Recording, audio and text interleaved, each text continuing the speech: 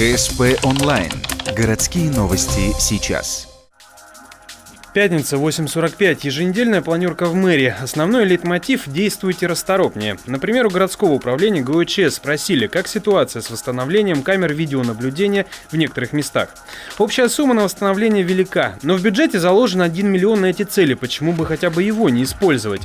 Однако сейчас только собрана информация для выхода на торги по восстановлению серверов. Пора бы ускоряться. Если раньше силали деньги, нет этого, деньги сегодня есть заложены все в бюджете. Вот небольшие суммы, но они заложены, их использовать надо. Я понимаю, там какие-то работы, которые там надо выполнять, это летний месяц, все. Но вам это что мешает? Но в январе, что в июне есть разница, для вас? Не по срокам, а по стоимости возник вопрос в отношении реконструкции фонтанов на входе в детский парк. УКС озвучивает цену вопроса 53,5 миллиона рублей.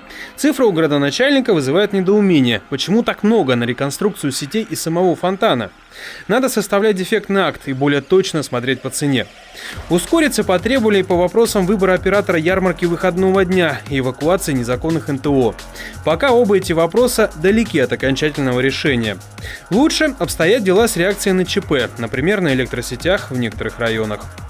Сегодня в 2:34 из-за повреждения воздушной линии электропередач 20 киловольт были отключена часть потребителей в направлении Кедвы и Паромиса.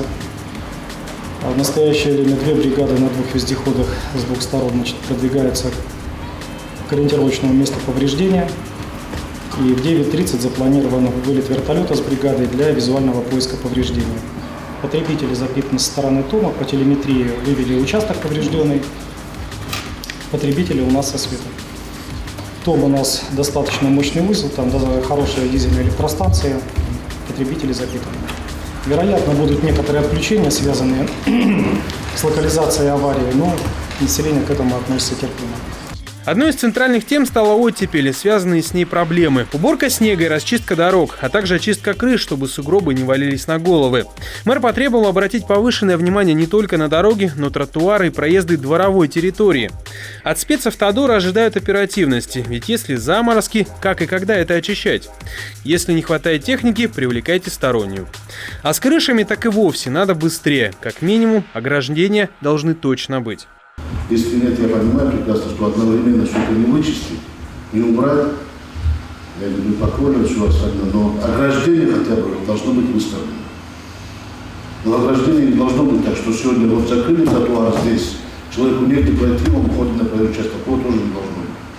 Там, где есть опасность, что на тротуар можно пройти до снега, там в первую очередь должно быть очищение. Не осталось без внимания проблема общедомовых счетчиков за тепло.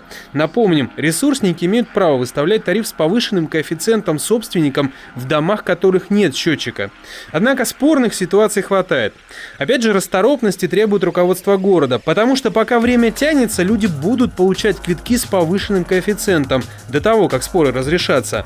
А, например, льготники, если не будут платить, то могут лишиться своих льгот. Соответственно, надо ускорять работу и внести ясность в ситуацию.